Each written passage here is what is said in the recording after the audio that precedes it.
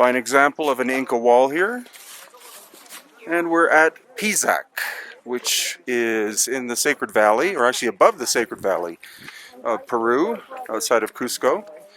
And Pisaq is a very complex site that honestly takes hours if you want to see it properly. Most tourists come here for 20 minutes and then leave, but we're going to explore much of this massive ancient archaeological site today and welcome you to come view it with us. So here you can see some very beautiful terracing, and above that was the administrative and military sector.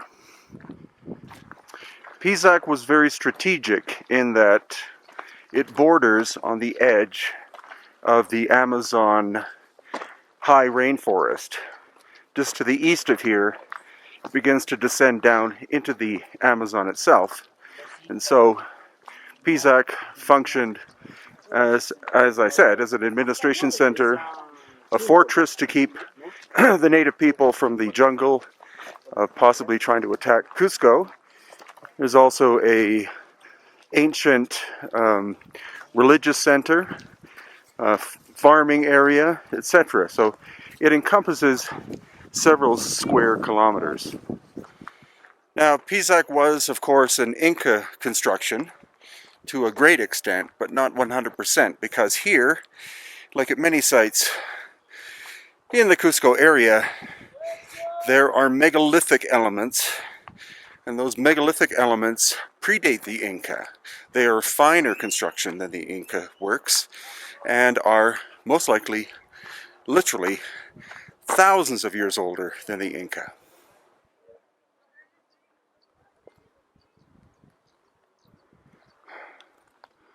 So here's the megalithic work.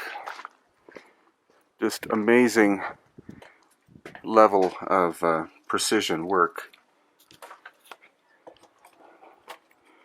And behind it, fine craftsmanship, but not at the same level as what this is.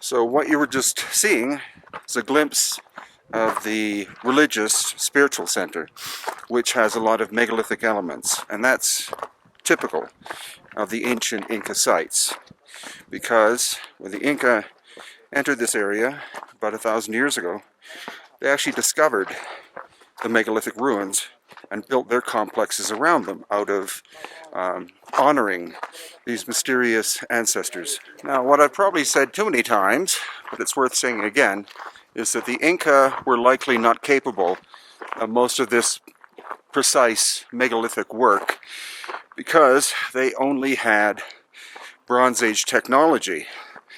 That stone you're looking at is either andesite or basalt, super hard. Any strike with a copper or bronze chisel would just dent it immediately. So we're looking at the work of a mysterious people, possibly called the Pirwa, and that is where Peru gets its name from.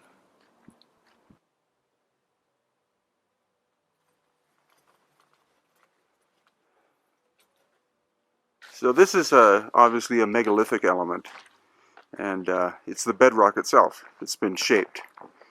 And then possibly this is an Inca addition onto the side.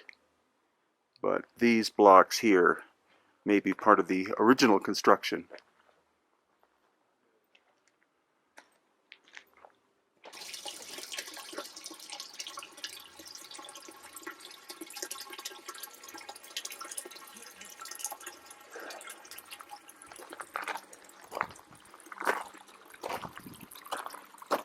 The Inca were also very fond of their water systems, and it wasn't just for ceremonial reasons that something that you just saw back there was made.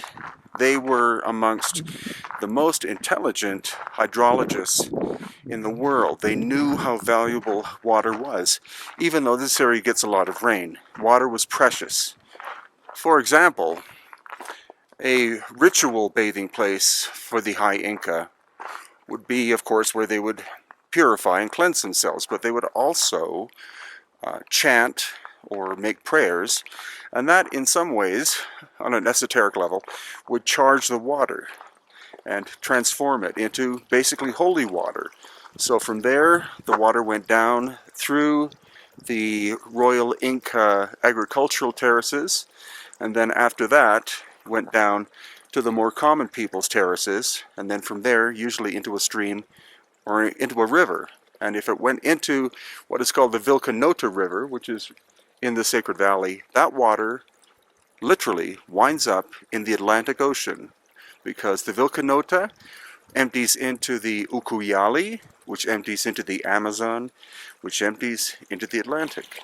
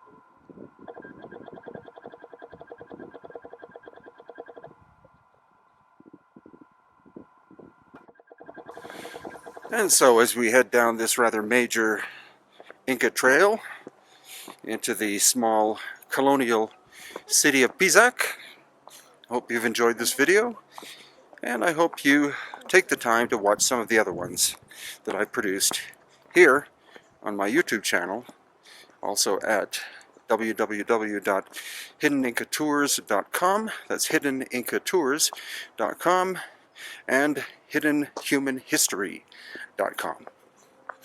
Ciao from Pisaq.